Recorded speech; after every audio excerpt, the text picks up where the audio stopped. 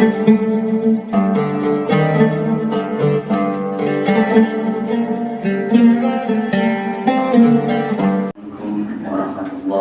wabarakatuh.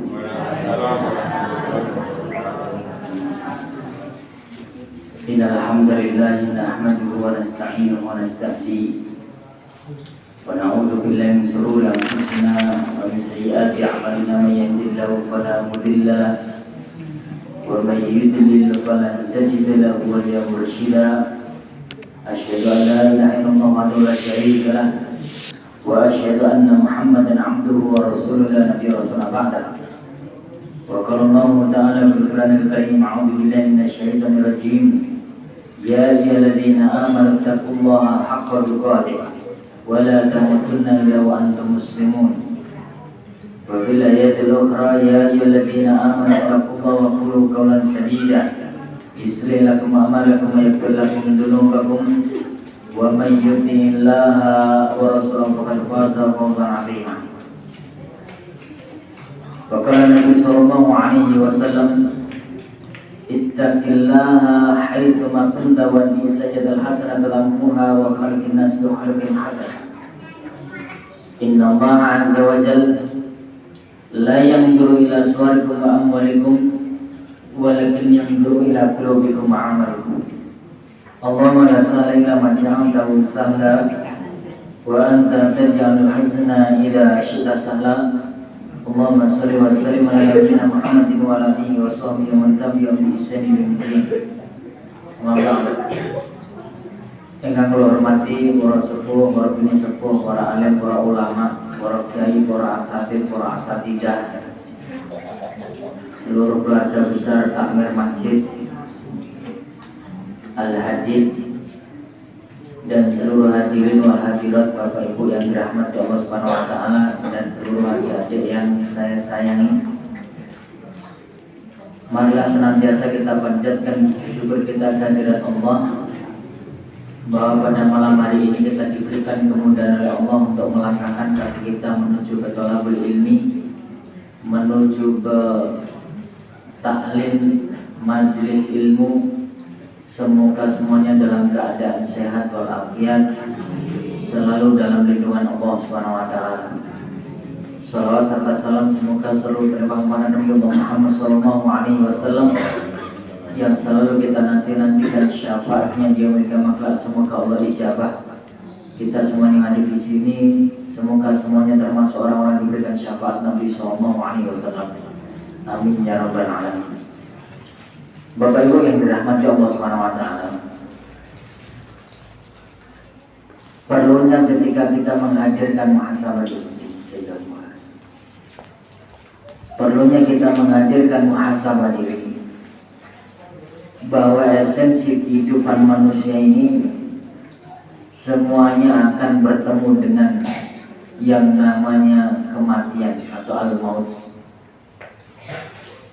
Maka jangan sampai kesempatan yang diberikan oleh Allah Subhanahu wa taala semasa di dunia ini hanya sekedar untuk bersendau-gurau belaka atau hanya sekedar bermain-main.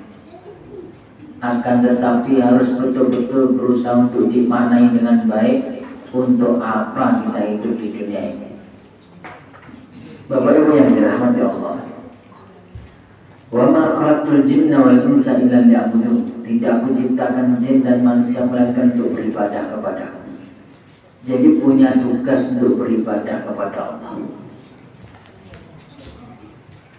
Ketika diciptakan oleh Allah Subhanahu wa taala, kita berada di muka bumi ini untuk menjalani kehidupan sehari-hari, untuk beribadah kepada Allah.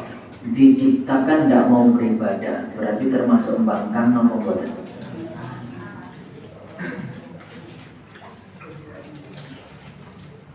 Berarti termasuk bangkang. Bangkang itu saya nampak awal.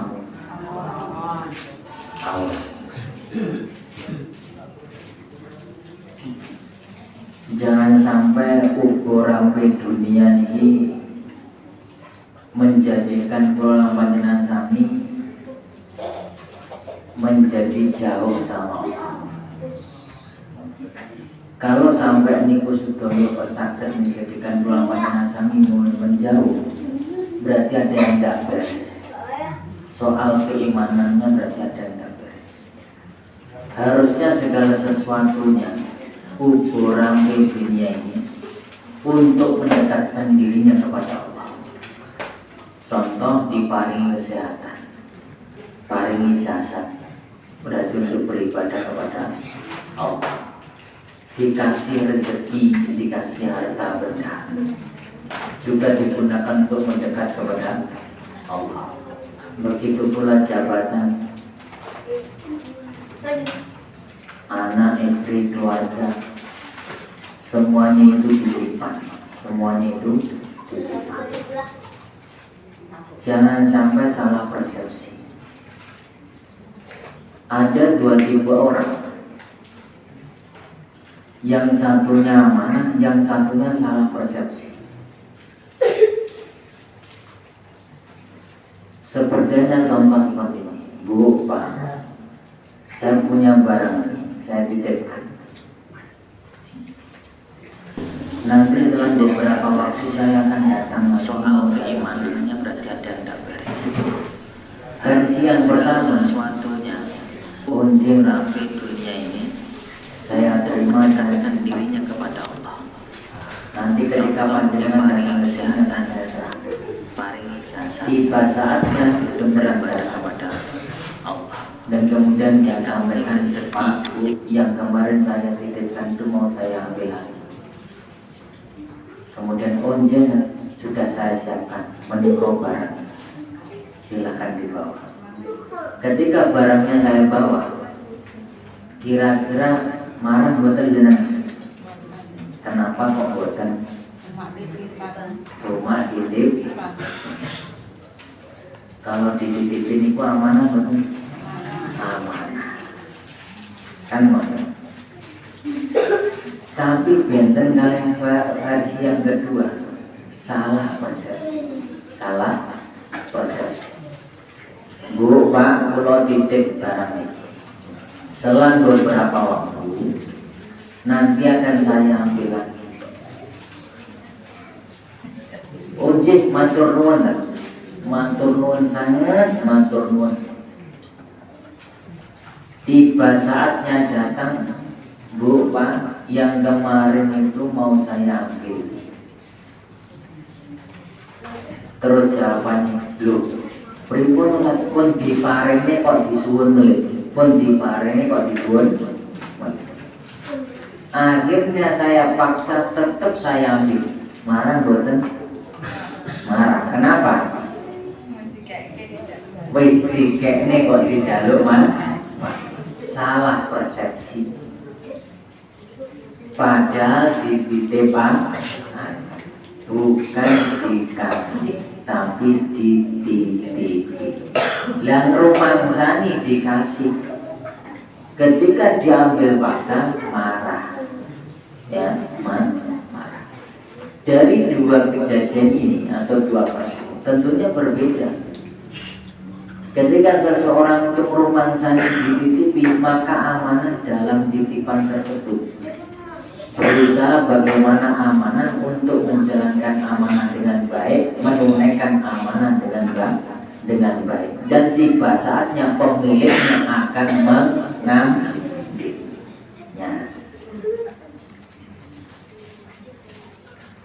Kalau disadari semuanya adalah titipan dari Allah, sewaktu-waktu akan diambil sama Allah, ya haknya Allah, hak prerogatif Allah Subhanahu wa Ta'ala. Rezeki itu yang maring cinta Allah.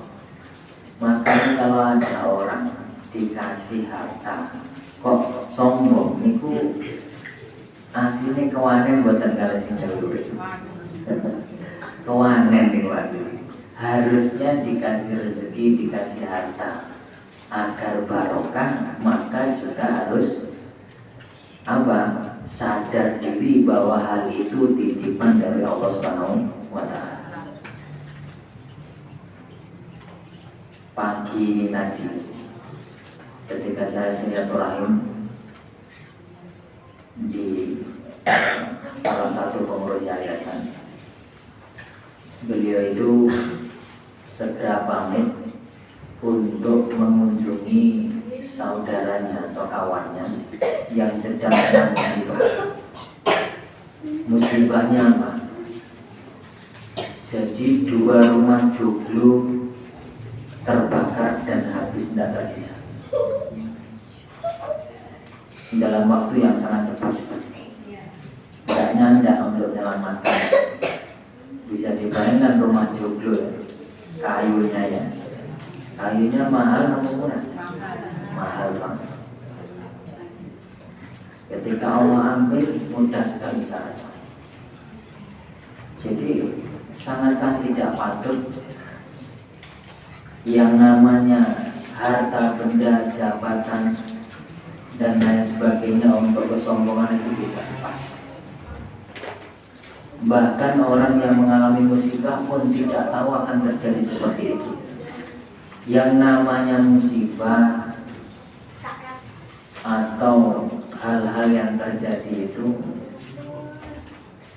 semuanya menjadi hak prerogatif Allah. Allah pengen ambil. Dan kita harus punya mindset berpikir bahwa segala sesuatu yang dititipkan oleh Allah Subhanahu wa taala ini berusaha untuk kita jaga dengan baik, menjaga amanah, kita tunaikan amanah dengan baik. Dan tiba saatnya nanti Allah akan ambil. Dengan cara apa? Ya caranya Allah. Salah satu contoh kita dititipi jasad. Ya tiba saatnya nanti jasad ini juga akan kembali. Orang-orang yang merugi yang disebut oleh Allah Subhanahu wa taala gara-gara menjadikan harta benda, menjadikan anak istri keluarga itu melalaikan dunia dari mengingat Allah, sehingga orang yang melakukan hal tersebut menjadi orang-orang yang rugi. Ya ayyuhalladzina amanu, wahai orang-orang yang beriman, la tulhikum amwalukum wala auladukum an dzikrillah.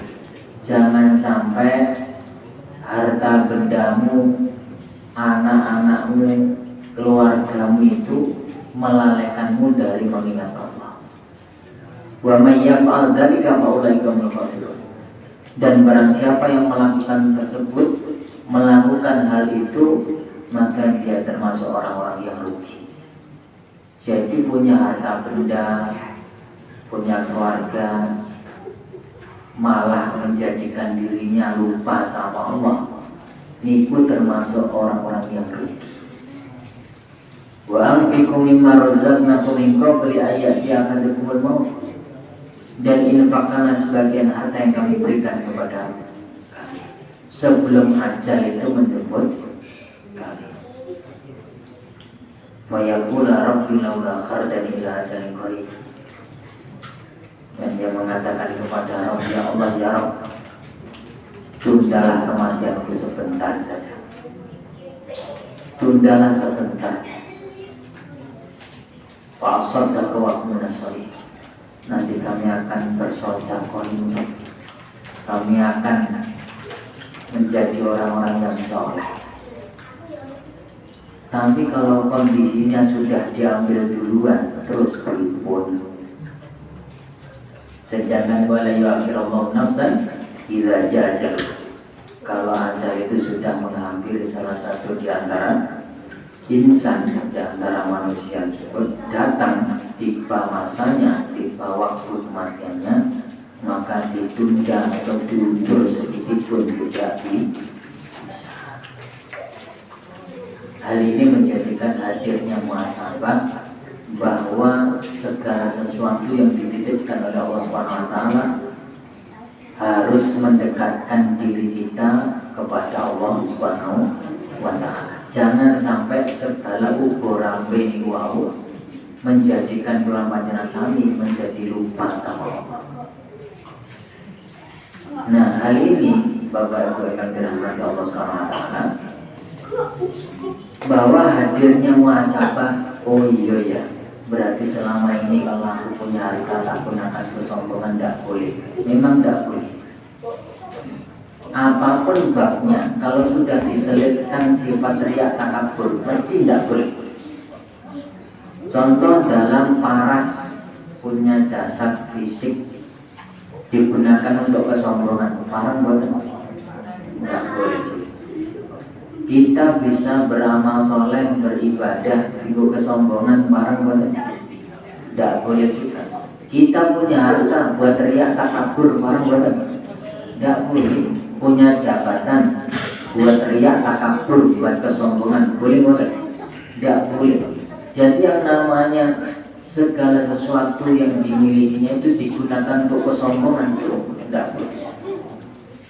Harusnya justru semakin sadar bahwa itu semuanya adalah titipan dari Allah Subhanahu wa taala, menjadikan diri kita semakin dekat kepada Allah. Eling-eling karena apa? Kita ini banyak dosa. Tiap hari kita itu sering kali kita itu kena dosa. Suudzon sama orang dosa atau pahala? Dosa lagi. Berkata yang jorok dosa atau ganjaran? Dosa lagi.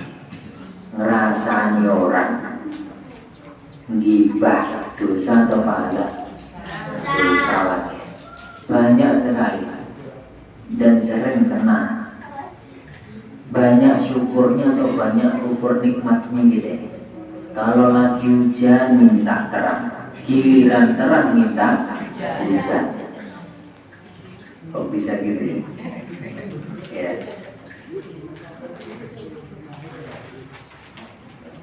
Terkadang ilmu kalau kita ini terbiasa sidik-sidik sambat ya. Itu coba kita cross-check sambatnya kita itu dibandingkan dengan orang lain yang posisinya urusan dunia berada di bawah kita, kira-kira patut nggak kalau kita sambat? Contoh dalam bab kita dikasih kesehatan, cik sambat. Kalau kita lihat orang sakit itu, betapa bersyukurnya kita dikasih kesehatan. Giliran dikasih kesehatan, tidak mau ibadah, tidak mau ngaji, kan aneh ya. Kemudian masalah apa? Harta. Kita tiap hari bisa maaf, bisa kesana kesini, ada kendaraan, bahkan punya sanak keluarga. Coba kita lihat di sisi lain, ada saudara-saudara kita di luar sana, ada mungkin bisa jadi belum maaf, bisa jadi kekurangan ini dan itu, bisa jadi. Bahkan kalau kita tidur nyenyak di kasur, bisa jadi ada orang lain itu tidurnya hanya beralaskan kardus. Kalau tidak percaya boleh survei kok, boleh survei. Ya, saya menyampaikan seperti ini itu karena saya sudah survei. Jadi di luar sana ada. Makanya kalau urusan dunia, lihatlah di bawah, jangan lihat di atasnya.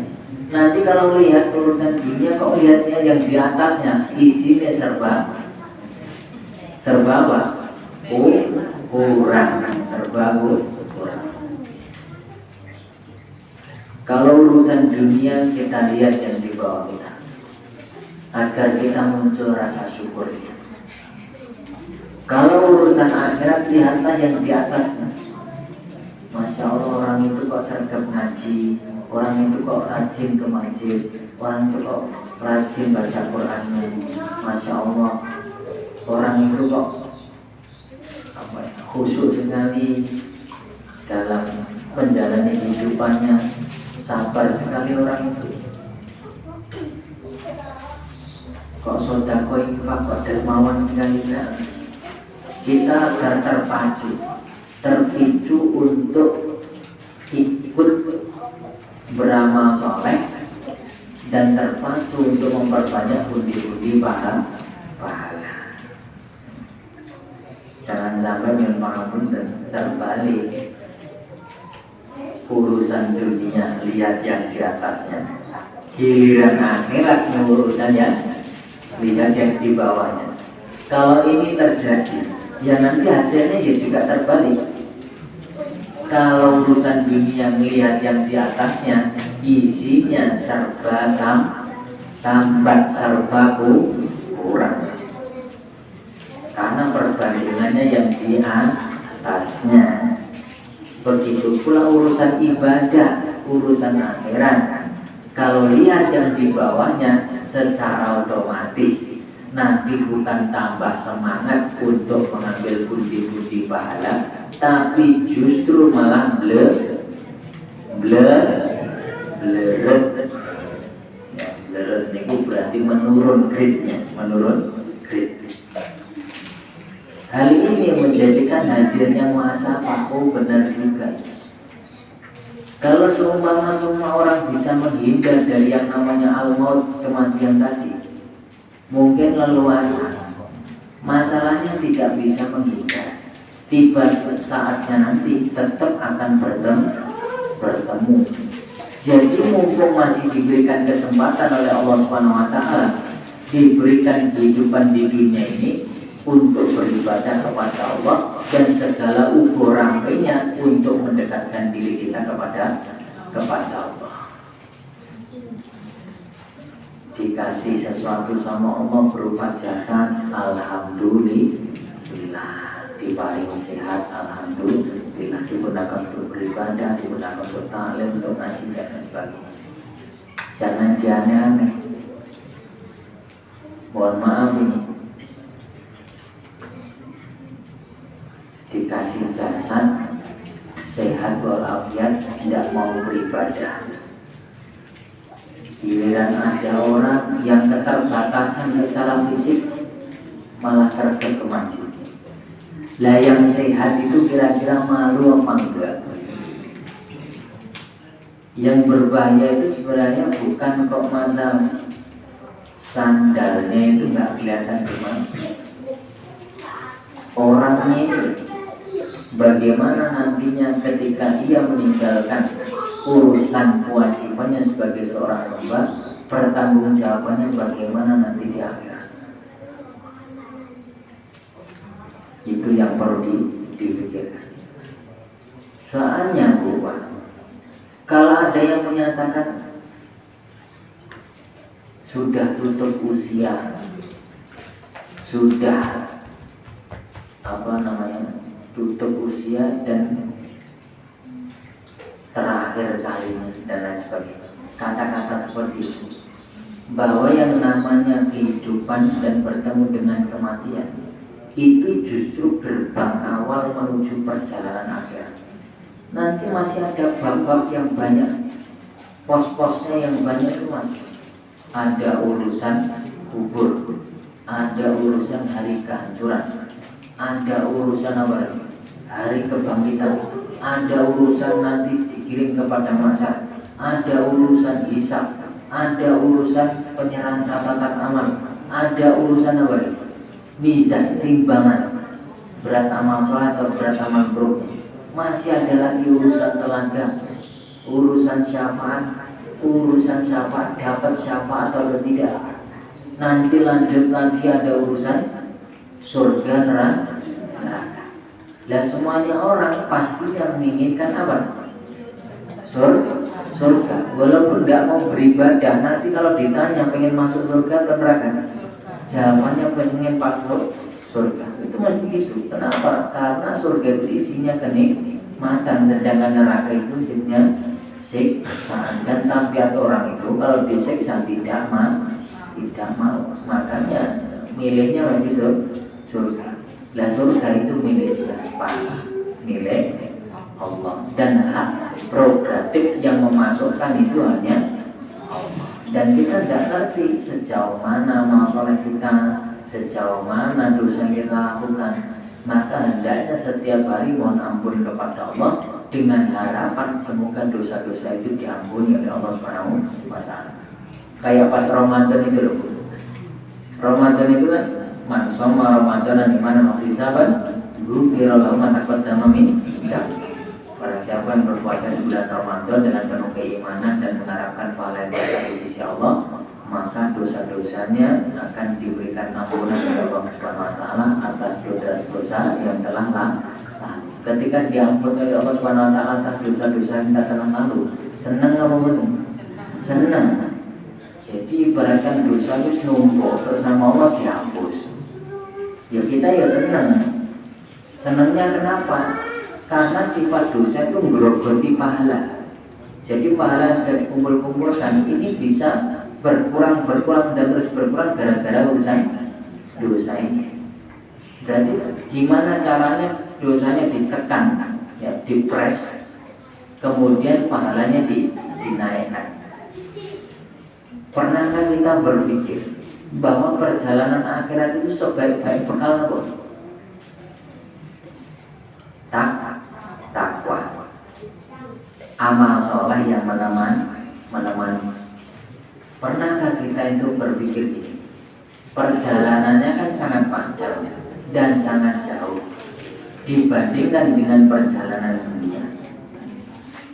Pernahkah kita terbetik dalam hati dan pikiran kita, kalau berada di akhirat kita sudah merasa kepedean bahwa amal soleh yang merasa paling banyak, giliran di akhirat ternyata bekalnya kehabisan tengah jalan, habis di tengah jalan alias kurang. Kalau perjalanan yang sangat panjang dan kemudian bekalnya kurang, kira-kira bingung nopo mboten? Bingung. Lah mestinya kan harus ada opsi berikutnya, apa yang menjadikan cadangan ini? Mestinya harus dapat gelontoran pahala, transferan pahala. Maka disediakan 3 amal jariah, ilmu yang bermanfaat, anak solihah. Punya 3 ini sebagai jaringan akhirat. Jaga nih kalau amal soleh ternyata habis di tengah jalan, maka kita masih ada transferan pahala dari itu. Ya. Jadi bagi yang mengeluarkan hartanya di jalan Allah, tidak usah disesali, tidak usah ditunda-tunda. Sudah ikhlaskan karena Allah, luruskan niat karena Allah. Contoh jariah itu amal masjid gitu. Masjid yang dipakai untuk taklim, dipakai untuk sholat, dipakai untuk ngaji, dipakai untuk zikir jamaah banyak. Ya otomatis orang yang nanam saham di masjid ini tetap dapat aliran pahala gitu. Jangan sampai harta kita itu malah digunakan untuk yang tidak bermanfaat, alias foya. Harusnya digunakan untuk mendekatkan dirinya sama Allah, digunakan untuk urusan jariah, urusan ketaatan kepada Allah yang nantinya akan kita tunai di akhirat kelak. Jaga yang itu tadi. Wes kita merasa kepedean, yakin tenanan bahwa pahala kita paling banyak, giliran di akhirat entek tengah jalan. Jadi habis di tengah jalan. Kan ya kalau kondisi seperti itu bingung itu, pastinya bingung. Jangankan kok urusan akhirat, kalau urusan dunia, katakanlah kita di dalam perjalanan, kemudian bekal kita itu habis, kita bingung nggak? Bingung, pasti butuh bantuan bukan? Butuh bantuan. Ya. Lah kalau tidak punya jariah, ilmu yang bermanfaat, anak soleh-solihah, ya tidak ada transferan pahala. Ya. Jadi mumpung masih diberikan kesempatan oleh Allah semasa di dunia ini, mikirkan kalau ukurnya adalah akhirat. Bukan berarti melupakan dunia. Dunia juga dipikir, tapi jangan dijadikan kalau ukur. Dunia akan ditinggalkan, akhirat mau datangi. Mestinya dunia yang mau ditinggalkan harusnya sama dia saja. Akhirat yang mau didatangi justru dipikirkan dengan baik. Karena kehidupan yang kekal nanti berada di akhirat. Mumpung masih diberikan kesempatan, mari memperbanyak amal soleh. Dosa-dosa yang dilakukan itu apa aja? Kan banyak cabangnya. Kalau kita terbiasa, contoh, mohon maaf, kita terbiasa maaf tapi nggak berdoa, padahal anjurannya berdoa. Efek karena makan nggak berdoa, efeknya apa? Syaitannya itu ikut makan, benar? Syaitannya ikut makan, bisa jadi ikut masuk ke dalam makanan tersebut. Maka jangan kaget kalau terkadang sifat kita ini kayak sifat syaitan itu ya, karena bisa jadi kita itu makan ya tidak berdoa. Karena memang kalau makan tidak berdoa, efeknya ya syaitan itu ikut makan, ikut masuk. Lah sudah berapa kalikah selama ini kita makan tidak berdoa? Kalau sudah dihitung dan berapa kali kan? Ya, sudah kesekian kalinya ya, maka pentingnya ketika berdoa itu mesti ada manfaatnya, mesti ada manfaatnya. Dalam 24 jam dibenahi cara hidup. Yang dulunya makan berdiri, kasih tangan kiri, jalan bisa, sekarang mulai berubah ya, makan dengan duduk, pakai tangan kanan, awali dengan berdoa. Yang biasanya bangun tidur sampai tidur tidak berdoa, sudah diajari dari kecil bangun tidur terus pasti kan randungo. Bangun tidur terus berdoa, dapat diajari bangun tidur terus mandi. Jangan bangun tidur terus mandi, orang dungo, orang dungo. Bangun tidur terus berdoa sih, baru mandi, Lah fungsinya apa? Yang namanya doa itu kan mohon perlindungan sama Allah. Semoga diberikan kemudahan, diberikan perlindungan oleh Allah SWT. Yang biasanya nggak berdoa jadi berdoa. Yang biasanya mungkin lesannya itu berkata kotor, kalau kesandung jegruk itu biasanya yang diucap nopo kebun binatang saisine. Diganti saat ini sandung jegruk innalillahi wa inna ilaihi raji'un. Dirubah. Yang biasanya kesandung jegruk kebun binatang itu saat ini diganti innalillahi wa inna ilaihi raji'un. Yang biasanya mohon maaf tiap kali ngumpul isinya bicarakan buruknya orang lain, kekurangan orang lain, diganti ngumpulnya itu yang bermanfaat. Buat sesekali ngumpul itu kalian bawa mushaf Quran, ya benar. Yuk aku semaan wawasan Quranku ya. Oke, kalau simai, masya Allah, alhamdulillah. Lagi bah niku ganjaran nopo dosa saja. Jadi yo ngerti. Dosa nopo ganjaran?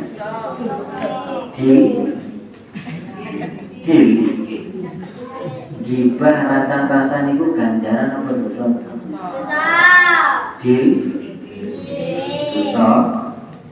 Jadi yo ngerti. Tapi sering dilampahi.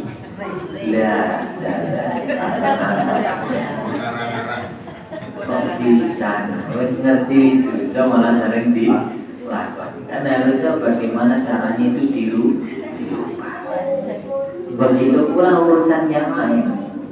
Mungkin bisa jadi kita sering kali geser aja sama sanak dulur, sama tetangga, diganti saling memaafkan, saling meminta maaf. Urip rukun niku penak napa mboten? Penak. Urip congkrah niku penak napa mboten? Urip congkrah kok penak.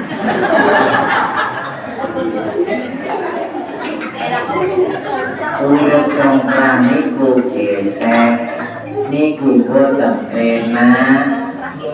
Yuk, tak bahaya.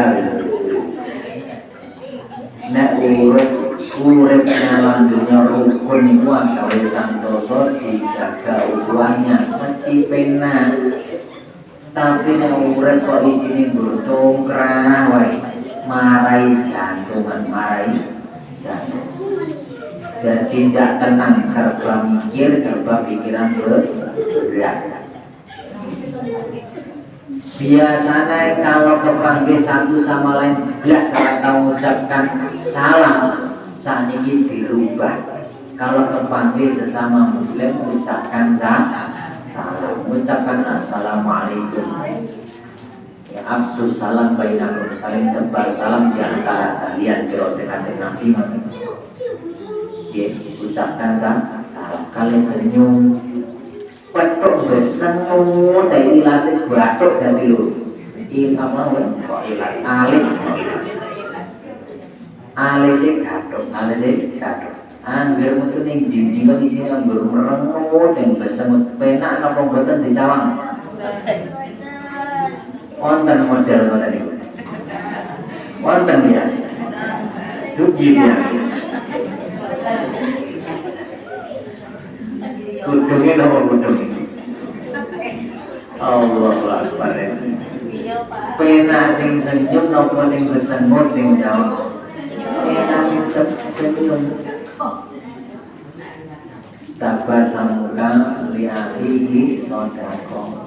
Senyummu terhadap saudaramu itu sodako.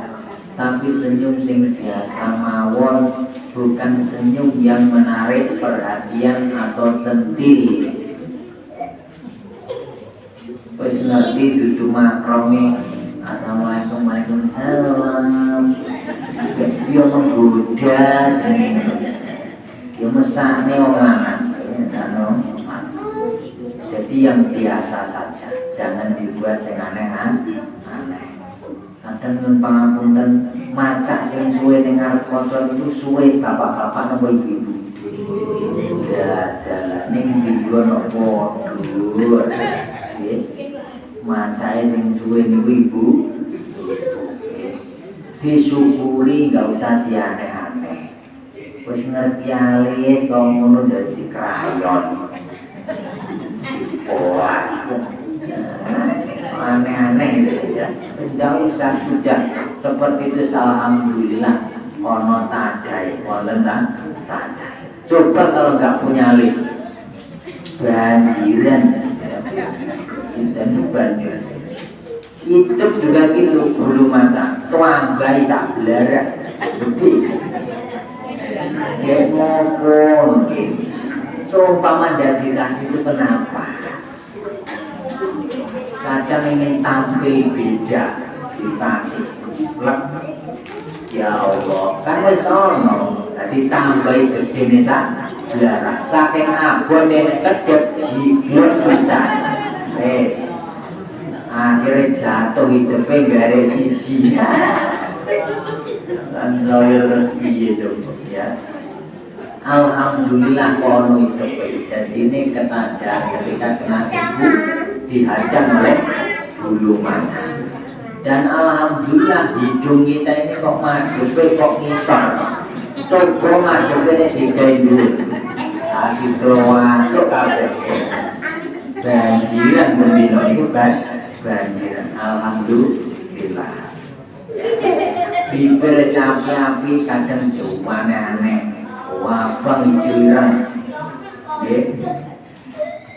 Nek duwe ngesan suwi, nek arep lunga, giliran ning omah malah ora.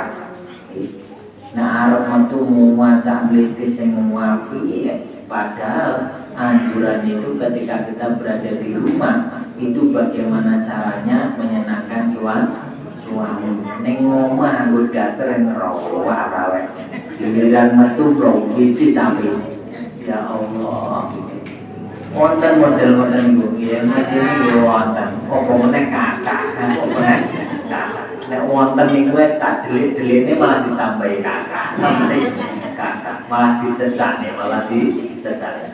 Dan ini Bapak Ibu yang dirahmati Allah, bahwa segala sesuatu titipan itu memang digunakan untuk mendekatkan diri kita kepada Allah. Wis tidak usah dianeh-aneh. Berupa bab-bab yang dikasih sama Allah harus kita syukuri dengan baik. Tidak usah digawe aneh-aneh. Wis ngerti harta benda digunakan digunakan untuk berjuang di jalan Allah malah digaya aneh-aneh. Mati gaya aneh-aneh itu nopo? Aneh-aneh itu contoh gigi bab-bab perjudian. Perjudian. Akhirnya apa? Akhirnya tidak barokah, tidak barokah. Sing cilampah kita ya awal-awal ini. Hal ini menjadikan muhasabah bahwa segala sesuatu itu adalah titipan dari Allah, maka hendaknya kita semuanya perjuangkan semua ukur-ukur titipan tersebut untuk berjuang menegakkan agama Allah agar apa? Bincang di akhirat itu pertanggungjawaban kita soal ukur-ukur itu sedikit dan ringan dan mudah. Kalau sampai di akhirat kelak karena kita semasa di dunia ukuran tadi tidak digunakan untuk di jalan Allah, maka beresiko tinggi di urusan akhirat kelak. Jadikan urusan akhirat dari ruwet. Harapan kita semua dosa-dosa kita diampuni sama Allah, dan seluruh amal ibadah wajib, ibadah sunnah, amal soleh, fastabiqul khairat sedaya niku mugi-mugi dados pahala ingkang kathah di sisi Allah Subhanahu wa taala, sehingga kita bisa tunai di akhirat kelak menjadi bekal perjalanan yang sangat panjang, dan semoga itu cukup. Kalau seumpama tidak cukup, semoga kita punya celengan amal jariah, ilmu yang bermanfaat, anak solihah, sehingga celengan tersebut atau tabungan tersebut bisa mengalir sampai ke akhirat kelak dan tetap kita tunai, sehingga menjadikan perjalanan akhirat lancar dan mudah. Amin ya rabbal alamin. Kadah putra putri diajari sholat, diajari ngaji. Ampunnya tadi le ngaji yo terus disauri karena lah bapak wera ngaji yo tes buat tentang hati rasanya. Maka langsung setengah. Jadi kita semuanya ini kalau menyandang status keimanan mesti diuji segala sesuatu. Niku pun dados sunatullah. Makanya benar kenapa sabda Nabi itu menghentikan bahwa dunia itu sejengul mukmin. Dunia itu adalah penjaranya bagi orang-orang beriman. Sedaya niku diwatesi. Sedaya niku diwatesi. Tapi kehidupan orang-orang di luar Islam wajana adalah kafir sebagai surganya orang-orang kafir. Nanti di akhirat kelak dibalik kondisinya. Yang semasa di dunia orang-orang mukmin ini penuh dengan ujian, penuh dengan pembatasan, dengan syariat, akhirnya di akhirat dibalas sama Allah dengan surga. Lah yang jadikan dunia sebagai surganya, maka dibalik kondisinya menjadi nerakanya Allah. Orang-orang di luar Islam itu nantinya akan berada di nerakanya Allah. Alhamdulillah. Jadi kita bersyukur kepada Allah sampai detik ini kita masih berislam, masih beriman. Makanya kalau ada mukadimah menyampaikan kita bersyukur kepada Allah, kita diberikan nikmat iman, nikmat Islam. Saudara, itu benar-benar nikmat yang tidak bisa dibandingkan dengan apapun. Bersyukur kita kepada Allah, kita masih dalam kondisi berislam dan kita beriman kepada Allah Subhanahu wa taala, dan selalu berdoa kepada Allah semoga dikuatkan keislaman kita, semoga dikuatkan keimanan kita sampai ajal menjemput dalam kondisi beriman dan bertakwa kepada Allah. Amin ya rabbal alamin. Apa intinya? Bahwa hidup di dunia ini dikasih titipan sama Allah. Seluruh titipan ukuran dunia itu digunakan untuk mendekatkan diri kepada Allah, untuk membela agama Allah, untuk berjuang menegakkan agama Allah. Dan semoga itu semuanya menjadi cikal bakal kita semuanya diselamatkan urusan akhirat, dan itu menjadikan kita masuk ke dalam surganya Allah. Seperti orang-orang yang sukses yang menurut kategori Al-Quran itu adalah orang-orang yang masuk ke dalam surganya Allah tanpa tersentuh api neraka. Itu sukses. Kullu nafsin dha'iqatul maut, setiap yang bernyawa pasti akan merasakan mati. Wa inna tuwaffawna ujurakum yaumal qiyamah, dan nanti balasan itu akan disempurnakan oleh Allah Subhanahu wa taala di yaumil qiyamah kelak. Balasan entah itu urusan yang kecil maupun yang besar, yang baik maupun yang buruk, semuanya akan sempurna, tidak akan terkejar. Wa inna tuwaffawna ujurakum yaumal qiyamah faman zuhziha 'anil nar, barang siapa yang dijauhkan dari goncangan api neraka, wa udkhilal jannah, dan dimasukkan di dalam surganya Allah, faqad faz, maka dia telah sukses. Wa mal hayatud dunya illa mataul ghurur, dan ketahuilah kehidupan dunia itu adalah kehidupan yang memperdaya, kehidupan yang penuh dengan tipu daya, kehidupan yang memperdaya. Kalau dalam surah Muhammad itu la'ibun walahun, sendau gurau belaka. Maka jangan jadikan dunia sebagai tolok ukur segala-galanya, tapi jadikanlah dunia ini sebagai wasilah untuk mendekatkan diri kita kepada Allah, untuk berjuang menegakkan agama Allah, untuk berjuang mengumpulkan pundi-pundi pahala, sehingga ketika nanti tiba saatnya kita dipanggil sama Allah, semoga itu semuanya menjadikan cikal bakal kita masuk ke dalam surganya Allah dan tanpa tersentuh api neraka. Amin ya robbal alamin. Cekap semangat, insya Allah nanti disambung di lain waktu. Semoga apa yang saya sampaikan ini semoga menjadi ilmu yang bermanfaat untuk kita semua, menjadi ilmu yang barokah di dunia wal akhirah. Amin ya robbal alamin. Kurang lebihnya saya mohon maaf. Aku lupa ikhlas. Assalamualaikum subhanallahumma wa bihamdika asyhadu an la ilaha illa anta astaghfiruka wa atubu ilaik. Akhiru da'wana alhamdulillahirabbil alamin. Wassalamualaikum warahmatullahi wabarakatuh. Demikian untuk tausiah yang saya sampaikan oleh Pak Ahmad Zain. Mudah-mudahan kita semuanya yang hadir dapat mengambil hikmah pengajian pada malam hari ini, dan insya Allah kita dapat mengamalkan apa yang menjadi tuntunan Al-Quran. Demikian Bapak Ibu, sekali lagi untuk malam Jumat Kliwon yang akan datang tanggal 11 Juli 2024 insya Allah akan diisi oleh Ustaz Haji Dr. Andes Nurhusaini. Demikian. Untuk itu mari kita tutup dengan bacaan hamdalah. Alhamdulillahirabbil alamin. Ada kurang dan lebihnya kami mohon maaf. Assalamualaikum warahmatullahi wabarakatuh.